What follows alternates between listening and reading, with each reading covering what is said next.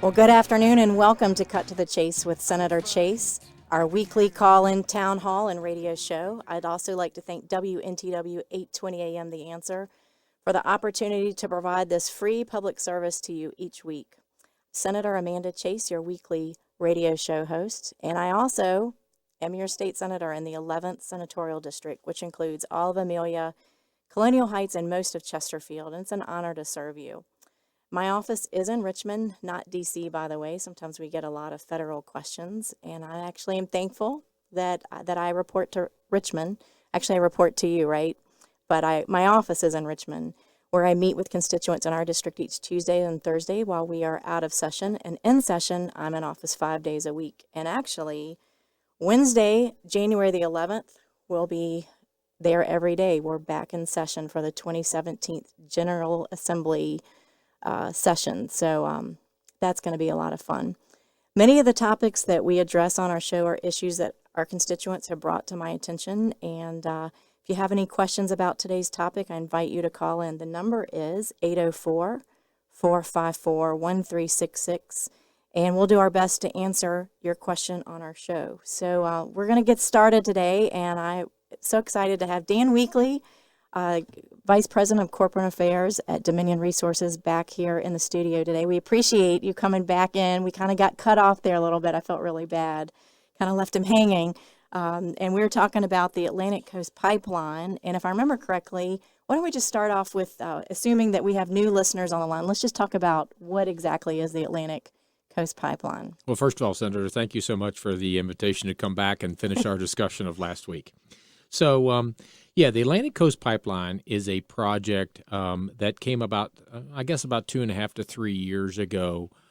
As utilities continue to migrate to the next fuel, basically getting beyond coal. Coal is a great resource, but it's a fuel that's in decline across the country.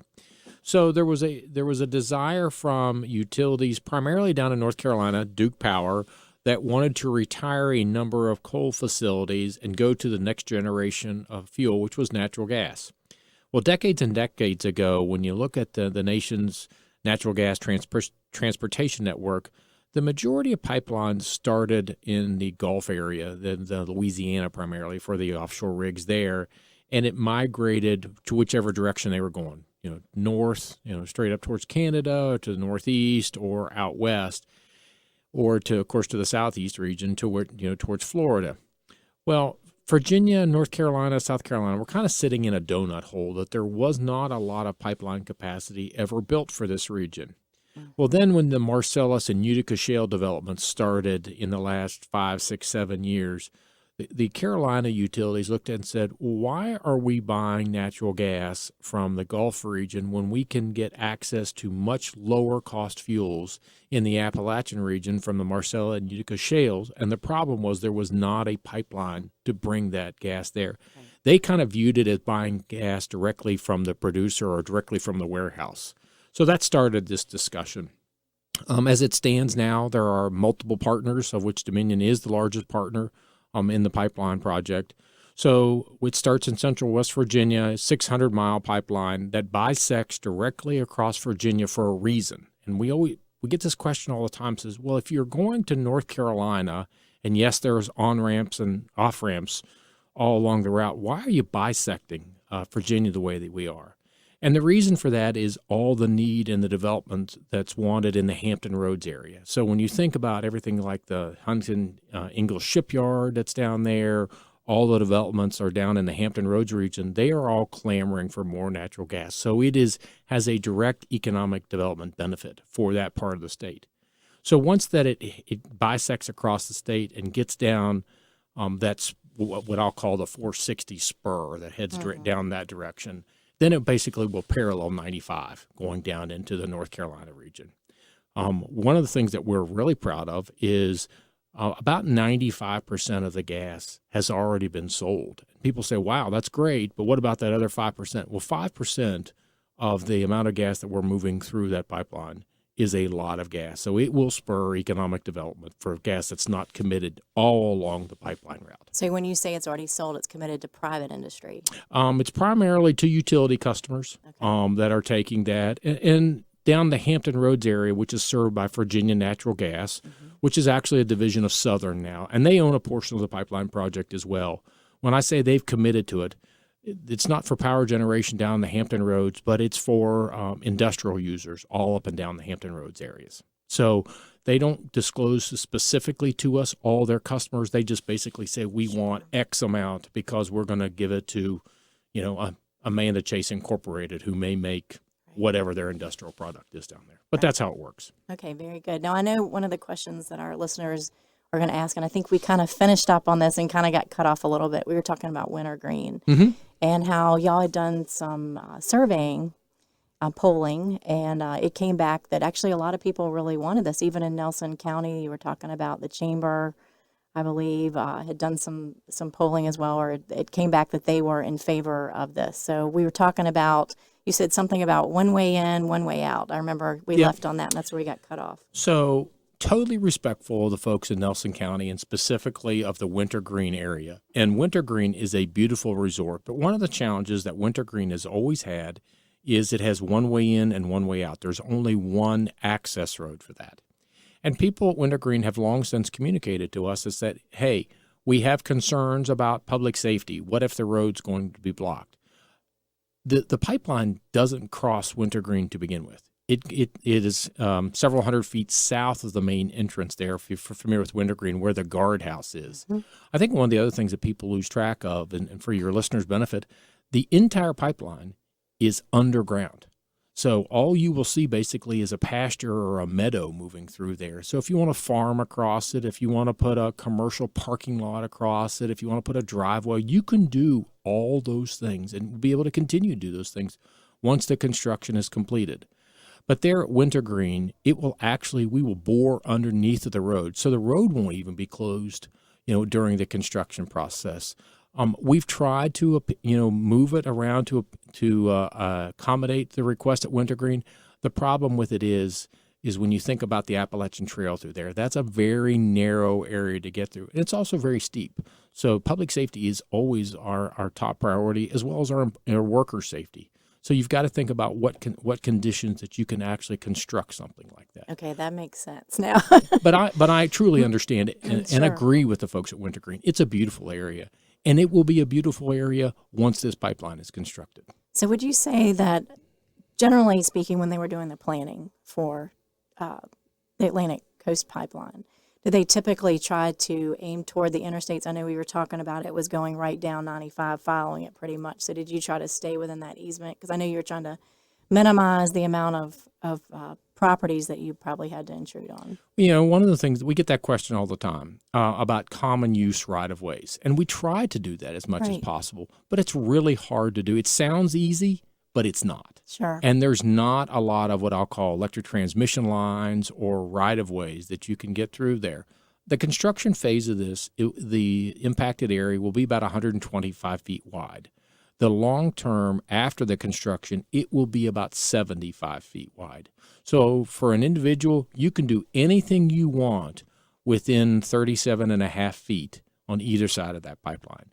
That's not a lot of distance. So if you wanted to put your house 40 feet away from the pipeline, you can do that.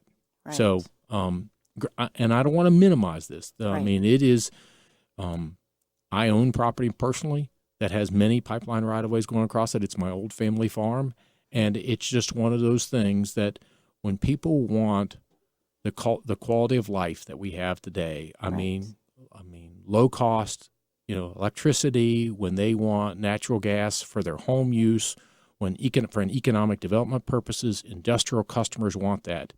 There is a process to get that in. That's exactly right. One of the things in my learning process of learning about coal and the product that basically for the past 50 years and longer, we've used coal to produce electricity. And so we end up with coal ash, which, we've seen the mounds of coal ash. So we're trying to do something a little cleaner, I think. And I think natural gas kind of makes sense. And y'all have to take a tour sometime. We've done how many, 5 or 6 at this point. I think everybody that's wanted to go has gotten to go at this point. But I mean, that was just really overwhelming to me because you flip on the light switch and you don't really think about, what's the byproduct of this. You don't know that every time you flip on that light switch, so to speak, I mean, indirectly, I mean, we're making, mounds of coal out there.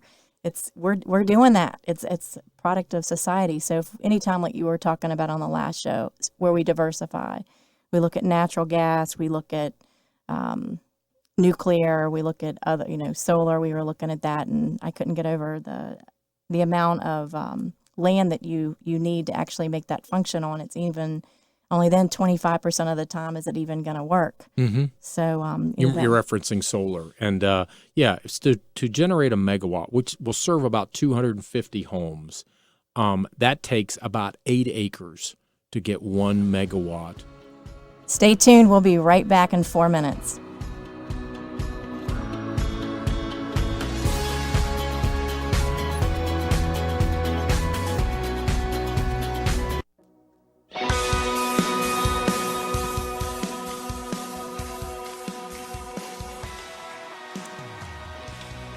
Welcome back to Cut to the Chase with Senator Chase and Dan Weekley from Dominion Power, and we are talking about the Atlantic Coast Pipeline.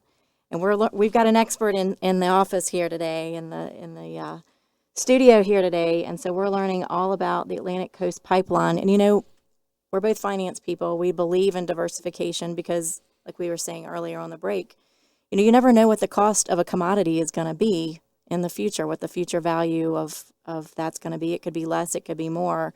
And so we do need to diversify our portfolio of energy, if you will. And as we look for cleaner ways to go, I mean, natural gas is the way to go. And that's ultimately what we're doing with the Atlantic Coast Pipeline, is bringing natural gas to this region that hasn't had it for a while. So we're talking about infrastructure cost, I think. Tell me a little bit about that. How much? I think we've been doing this for 2.5, 3 years, I think you said. Mm-hmm. And what is the infrastructure cost of this? So the total cost of the project, again, 600 miles, primarily 42-inch pipe, it's about $5 billion. So, of course, if you're doing the math, and you're talking more than $8 million a mile. So it is a very expensive project. But at the same time, you've got to be thinking decades and decades from now. Right. And I always think of it like Interstate 95. If you built Interstate 95 today, you would not build that as a 4-lane or a 6-lane highway. You would want to build in as much capacity as you possibly can, because the incremental cost of adding additional lanes is much lower than going back and doing it different later. Absolutely. I mean, it's not all that different when you talk about doing a major renovation of a house. When you do it the second or third time, the costs go up, by many factors. And that's kind of what we're talking about here. I mean, this pipeline will be transformational for Virginia, North Carolina, and West Virginia as well, when you think about this outlet and the amount of natural gas and the economic development that will spur off of that. And there were 2 parts to that. One was the amount of jobs that would bring. Mm-hmm. I mean, thousands of jobs. I was trying to remember right off the top of my head. It was like 13,000. And yeah, we look at it as both. When you go through the multipliers, there's direct, indirect, and induced. Mm-hmm. So the direct is the ones that will go to work today. So construction jobs. So just in Virginia, we are looking at about 8,800 construction jobs. So when you think about almost 9,000 people will be working on this project alone for the next couple of years, that has significant impact. And the one job that is in very much high demand is a trades job. It's welders. And welders, we're going to need roughly 600 welders for this job. Welding is a life skill. Once you become a certified welder and good at that, the sky is the limit, and they are very much high demand. I had an individual tell me that the going rate for a welder is about $40 an hour. Maybe after I get out of the Senate, I may have to change that profession. But, we hear all the time from like people at the shipyard and others. They talk about how hard it is to get welders. And that's one of the things I want to give the state of Virginia just huge kudos, because they have just, the previous Secretary of Commerce, Maurice Jones, the current Secretary, Todd Haymore, and Governor McAuliffe have all talked about the jobs and what can Virginia do to train folks like welders and others because of this economic development associated with this project. Absolutely. Do you think we could bring in some people from Southwest Virginia maybe I know there's a lot of issues there with unemployment. Get them skilled and trained to be a welder. Southwest Virginia is a beautiful part of the state. We're pleased that we built a coal facility. We call it the Virginia City Hybrid Energy Center. We built it in Wise County, and it went operational, I think it was 2012. It became the biggest taxpayer in Wise County on day one. And we're seeing that in other areas in Southside. We broke ground on did the official groundbreaking on a facility down in Greensville County in the last 30 days. And just up the road from that, we built a new facility that's now operational in Brunswick County. And both of those two facilities run on natural gas. So let's go back to infrastructure costs, because I know people are going to say, so who's paying for that? Is that the taxpayer that's paying for it? Is it who's paying for that? The ultimate customers are paying for that. And thanks for the question. If you're asking about the Atlantic Coast Pipeline, that's not associated with Virginia Power. So the ratepayers aren't paying for that. It's the ultimate customers, the ones that I talked about, the Duke Powers, the Virginia Natural Gases. So it's a very competitive process. So when we will add in the total cost, and those customers will pay it. So it's none of your constituents in taxes or anything else. It's the ultimate customers. But at the same time, it's an ongoing giving process for Virginia, because in the way that the process works is, and Virginia is just like almost all other states for the electric utility. Whatever our fuel costs are, the customers pay for that penny for penny. The utilities don't make anything off of that. By bringing in more natural gas, we anticipate fuel costs will decrease by about $370 million for customers, because access to lower cost energy. And if I remember correctly, Virginia is probably the lowest cost provider on the East Coast, if I remember correctly. Yeah, we're among the lowest. We're very proud of that, about all the investments that we've made and how we compare on rates. And I'm going to give another shout out to Governor McAuliffe. He loves to see updates from us to talk about industrial rates. As a matter of fact, our industrial rate behind Virginia Power is about half of what the electric costs are, if like just north of us in Maryland. And then we are better than North Carolina. So he loves to talk about electricity costs. Sure, absolutely. Now, I know that coming up this session, you have a couple of objectives, and I think we've got a little bit of time to get started on that. So why don't you tell me, I think one of those had to do with burying the lines underground. Yes. So at Dominion, we have about 60,000 miles of distribution lines, and distribution lines are the lines that come to your house. They come up Jones Avenue or Water Street or those type of areas. So 2 years ago, we started this process. One of the things that we hear from our customers consistently is they want their lines put underground. Well, people are surprised that we actually have about 20,000 miles underground now.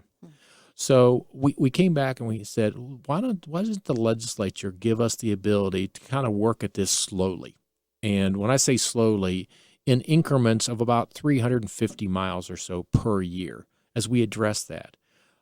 We said that we wanted to do it on the lines that were most problematic. It'll help us a little bit on reliability on the front, but the overall purpose of this project is about recovery after the big storms, after the hurricanes. If you've ever noticed in a recovery, we can get the first 50% of the customers back on really quickly. The next 25%, are within a couple of days. But it's that last 10% of customers, which is still a pretty sizable amount. It just drags on for days and days because we basically almost got to go house for house. So if you would give us the ability to start undergrounding this and continuing this process, it will really assist folks getting their lights back on at the back end of a storm. Now, I can't imagine any resistance to this, because I think this would be, for me as a legislator, I can't imagine a constituent that would not want their lines underground. So what would be the objection to that? I think that the objection has been some folks had prefer that we go through a regulatory proceeding for every single project. And we understand that. We don't necessarily agree with it, but we understand it. So what we're going to propose is we make it everybody aware these are our most problematic lines, and this is how we came to this conclusion. So maybe a few of them will be in your district, but maybe a bunch of them will be in Northern Virginia. So we just want to go through a metrics to prove to everyone why we're doing these lines. Okay, stay tuned. We'll be back in 4 minutes.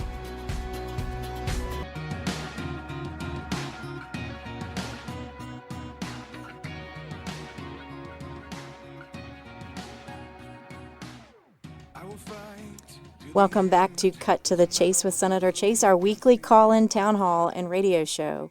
And I particularly want to thank my guest who's in the studio today, Dan Weekley of Dominion Resources. What's the difference between Dominion Resources and Dominion Power? And we say the same thing. Are they interchangeable? Dominion Resources is actually the parent company. So there are many affiliates of Dominion across the country. I think people are always surprised to find we own facilities in 16 states. So as an example, Dominion Hope is the company that does local gas distribution in West Virginia. Dominion East Ohio is headquartered in Cleveland. Dominion Millstones in Connecticut. But Dominion Resources is the parent company. Very good. So, we were talking earlier about, typically whenever you have a project like this, the first thing that a constituent is usually going to ask is it going to affect me? And fortunately, in my district, it's not. So we're all about send it to Nelson County. Like you were saying earlier, everybody wants it, but they don't want it in their backyard. So let's talk about right-of-ways and cost-benefit analysis for this. Yeah, so it's a really interesting question that, we hear it all the time. People say, well, I may not be against the project, but will you move it somewhere else? And whether it's power generation facility, whether it's an electric transmission line, whether it's this natural gas pipeline, that's what we hear most of all. And we totally understand that. But at some point, you got to take a half a step back as well and say, the roads that you travel on to get to and from your house or to work or to get your kids to school, somebody granted an easement or right-of-way for that. The power line that serves your house and everybody else on your street, people have given right-of-ways to get that there. And the same applies for whether it's water, sewer, cable, overhead, telephone lines for folks who haven't gone dedicated cell phone service. So granting right-of-ways for the creature comforts is something that's been going on for decades and decades and decades. And I don't minimize that, but at the same time, we always have got to think about how to serve the general public. And to do that, we've got to have right-of-ways so we can get those services to every individual homeowner. I know this is a little bit of a different scenario, but something we're currently facing in my district in Amelia County, and as it pertains to cell phone coverage. If you go into Amelia, it's not great internet service, and that's one of the biggest complaints and why you don't see a lot of businesses in Amelia. There are, a couple right there in the center of town. But one of the things I've been trying to do is get that infrastructure into Amelia, and it's kind of the same thing. Everybody suffers when you don't have it. And that's what Amelia is doing right now and one of the things we're working on. So, that's one of the things that, if I could broaden the question just a little bit about the pipeline, that we've been asked by several times from the state of Virginia, about could a service provider, whether it was Verizon or Cox or Comcast or anybody else, could they put a cable in the same right-of-way that we're putting the Atlantic Coast Pipeline? I'm having flashbacks from session. And the answer to that is absolutely. Right. The issue is, though, we are licensed, once we get our approval from the Federal Energy Regulatory Commission, which is the lead agency when it comes to this, for the transportation of natural gas, nothing else. We can't do anything else in the pipe. People have said, hey, could you run a water line or could you put a cable through the pipeline or anything else? The answer to that is no. We are not authorized or licensed to do that. And, I would just ask your listeners to think about this, but you wouldn't want us to do that. Now, let's just use Verizon as an example. And if Verizon wanted to run what I'll call the backbone of their system, they would have to come back and deal with each one of those landowners along that whole 600-mile route. And you would want to do that because, first of all, the landowners would get paid again for the right to do that. You certainly wouldn't grant that to them for free, but you want us focusing on the core business, which is natural gas transportation for us. So, and I don't want to put this out there that's being discussed by others, but we just get that question all the time. Sure. So I would argue that the current process works well when it comes to that. Very good. So, any other questions? I'm waiting for a caller to call in today. We have plenty of time for a caller today. 804-454-1366. Give us a call.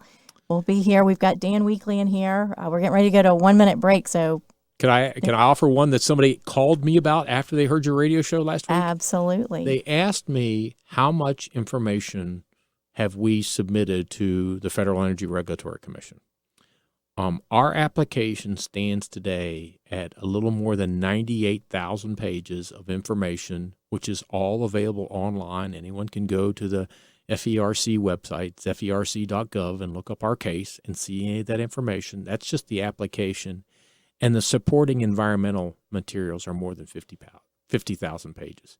So in essence, we've submitted more than 150,000 pages of information to the FERC. Wow, that's a lot of information. Sounds like healthcare. We'll be right back. Stay tuned.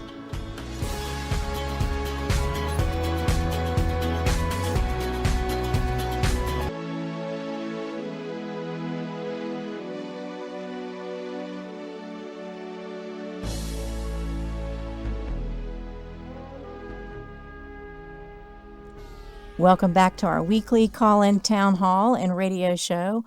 I'm here, Senator Amanda Chase, with Dan Weekley, Dominion Power, and we are so glad that you've joined us today. So let's just talk about renewable energy. We talked about that a little bit on the last show. And by the way, if you missed last week's show, because it was really good too, we talked about all kinds of things last week. You can go back to my website, chaseforsenate.com, check it out. In fact, all of our previous shows for the past 6 months are there. So if you get really bored and need insomnia at night, you can just click right on there and it'll put you right to sleep. Unless you get to last week's, it was really good. So I'm going to throw that out there. Let's talk about renewable energy. And you were saying last time, if I remember correctly, we must always pursue. The temptation is to always try to pursue the lowest cost option. And we were saying last time that the model would point to natural gas, but we shouldn't always do that because we want to diversify. So what would you say is holding renewable energy back? Yeah, it's a really good question. And I would say it's not that we are inclined to go the low-cost option. That's a requirement that the utilities have, not just Dominion, but the utilities across the Commonwealth. And I believe in that model, by the way. It's proven to be very beneficial to all customers and those in your district and throughout the state for decades and decades. That's one of the reasons that our rates are as low as they are for both residential and industrial customers. But the one thing when it comes to renewables, we talked briefly about earlier today and then certainly last week about a land usage issue. The reality is it takes a lot more land to basically develop renewable energy. As I indicated, it's about 8 acres per megawatt of solar. Well, put that in perspective. We have a plant just north here, nuclear at North Anna, which is just under 2,000 megawatts. Well, if you do the math on that, it would take 16,000 acres of solar panels to generate power 25% of the time. And the industrial part of that plant sits on probably, 100, maybe 150 acres. Now, it's got a buffer area around it, but I'm just talking about the industrial part of the plant. So there's a land usage issue. But I personally believe the thing that's really holding renewable energy back is its instantaneous deliverability, storage technology. Remember, electricity is the only commodity in the world that's got to be consumed as it's manufactured. So without storage technology, that's really holding the industry back. Again, solar generates power 25% of the time. There is a storage technology that's been around for decades and decades, and we have one of the largest in the world here in Virginia. People forget about it. We call it Bath County. And what it is, it's man-made hydro. And in the simplest terms, what it is, we have an area that we store water up on top of a mountain. As we need electricity, we open up the valves and run it through intricate levels of pipeline network. It spins turbines, and it makes electricity as it travels down through that pipeline network. We then collect that water at the bottom of the mountain, and then we pump it back up at night when electricity usage is low. So it's instantaneous, on-demand hydro is what it is. And it's a great storage technology. Wow. Well, one of the things that kind of hit me whenever I was first visiting Dominion and learning about all the regulation that's involved in the energy industry. Talk a little bit about the industry and the issues that are different from the free market, which a lot of people kind of support, at least coming from the private industry. I would argue regulations are the right thing to do. We hear that all the time saying, what about all the regulations? Regulations are out there to protect the public. And we are a public service company. We serve the public. So regulations are a fact of life for us. I think one of the things that people are always surprised, I spent 10 years of my career at a nuclear facility. Our main regulator, the Nuclear Regulatory Commission, has folks that are in that complex all day, every day, permanently assigned to us. So any employee that wants to go talk to our regulator, their offices are positioned in a place where they can go in and sit down and have a conversation with their regulator any day. And we see that as a positive thing. It's the right thing to do to protect the public. People say, are you the most regulated, entity out there? I don't know, but I don't know of many other businesses that have their regulator sitting in with them and providing oversight to them any day. And that regulator in the nuclear sense, if they thought we were doing something wrong, they could shut us down right now. I mean, within minutes, if they thought we were doing something that is unsafe. And again, I would argue it's protecting the public. It's the right thing to do. And that was at a nuclear facility, correct? Correct. So I am completely with you on those nuclear facilities. Absolutely. So let's see. We've talked about renewable energy. We've talked about the Atlantic Coast Pipeline. Let's see. Tell me a little bit more, since we're in Chester, which is where our station is located. Do you want to talk a little bit about the solar, for the lack of a better word, solar plants that you have in Chester? Yeah, so we're building solar. That's one of the things that the public wants. We say it all the time. Society will dictate what fuels that we use. It is our job as an energy provider to go out there and say the positive and the negative so that we give the general public all the facts about that. So we've already talked about that a little bit today, about solar is, the downfall of solar is it takes so much space and it generates power about 25% of the time. But bearing that in mind, there's a growing percentage of the public out there that wants solar power. One of the things that we're really proud of is we are building a lot of solar across the Commonwealth. But as it stands right now, about 80% of the solar that we have out there is we have specific customers who've held up their hands that say, we understand it costs more, we're willing to pay more. And these are industrial customers like Microsoft, Canon down in the Hampton Roads area. They know it costs more. Amazon is doing the same thing. They know it costs more, and they're okay with that.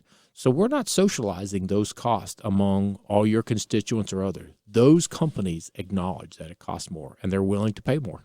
And it's interesting. There's actually a neighborhood in Chesterfield County. I think it's probably a neighborhood built in the 80s, just right off the top of my head, that's called Solar One. I think it's Solar Two. Are you familiar with that neighborhood? I've heard of it. I've never been there before. It's interesting. You can see the solar panels, right on the side of the house, and I've always wondered how that worked. So many of those they're self-using or using it for their own purposes. Many have wanted to basically sell power back to us. The issue is, how much do we pay? Do we pay what it costs them, or what does it pay that we could generate electricity? So that's a very ongoing dispute.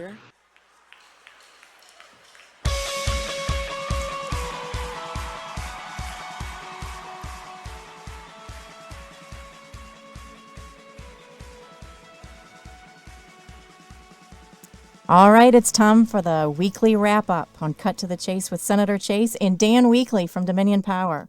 And Dan, thanks so much for coming into the studio today, taking 2 weeks out of your busy schedule. I know you're looking forward to Christmas holiday break, and I appreciate you spending your time with us today. So I hope all out there, all constituents out there, have appreciated him being here this week.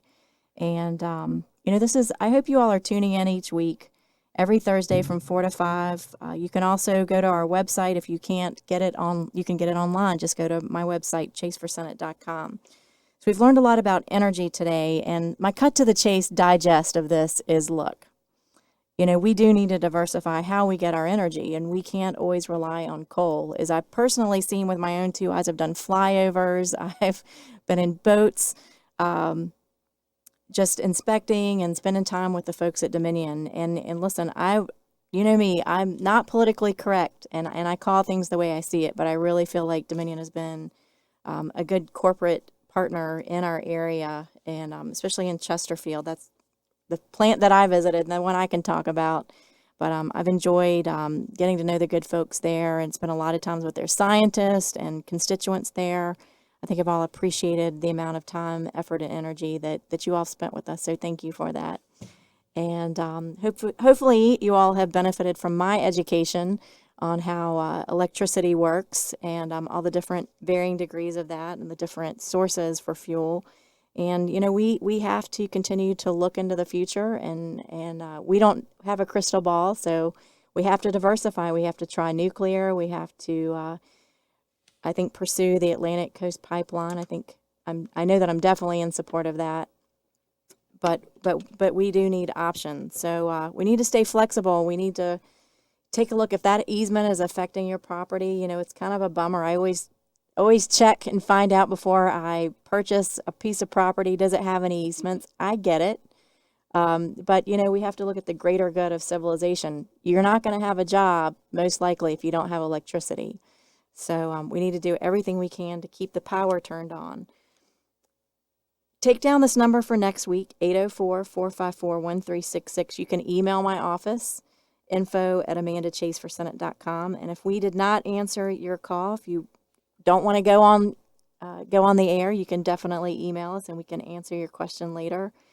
And we'll get back to that. I have 2 more weeks. Next week, I'm going to be talking about what the legislation that I'm going to be introducing, chief patron and co-patroning different bills, and I will summarize it for you next week and go into a lot more detail the following week about legislation in general that's going to be coming before the General Assembly and get your feedback on it. So make sure you tune in because we will be back. And I want to also thank Delegate Chris Saxman, who's going to be with me, and Martha Bonetta. They're going to co-host the show for me while I'm in session for 45 days. And it'll probably be 45 days straight with no break. I'm convinced we'll get no sleep, just like we did for 60 days last time. But you stay tuned in here. We're going to be here through session, and we'll give you an update each week. Thanks so much, and come back next week.